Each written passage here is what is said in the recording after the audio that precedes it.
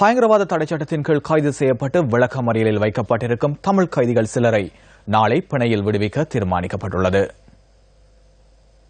இதன் முதற்கட்டமாக நாளைய தினம் 30 பேருக்கு பிணை வழங்கப்பட உள்ளதாக சிறைச்சாலைகள் ஆணையாளர் நாயகம் ரோஹன புஷ்பகுமார தெரிவித்துள்ளார். ஏற்கனவே பிரதமர் மற்றும் ஜனாதிபதிக்கு இடையில் இடம்பெற்ற பேச்சுவார்த்தைகளின் போது எடுக்கப்பட்ட முடிவுகளின் பிரகாரமே தமிழ் கைதிகள் விடுதலை செய்யப்பட உள்ளதாக அவர் மேலும் தெரிவித்தார். இதன் முதற்கட்டமாக 30 தமிழ் கைதிகளை விடுவிக்கவும், இரண்டாம் கட்டமாக 32 பேரை பிணையில் விடுவிக்க உள்ளதாகவும் நீதியமைச்சு ஏற்கனவே விடுத்த அறிக்கையில் தெரிவிக்கப்பட்டுள்ளது.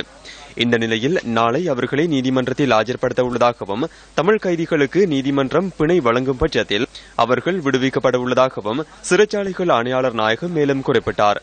மெகசின், தும்பர, மட்டக்களப்பு, அனுராதபுரம் ஆகிய சிறைச்சாலைகளில் தடுத்து வைக்கப்பட்டுள்ள தமிழ் கைதிகள் 144 பேரும் தொடர்ந்து உண்ணாவிரதத்தில் ஈடுபட்டுள்ளதாகவும் ரோஹன புஷ்பகுமார மேலும் தெரிவித்தார்.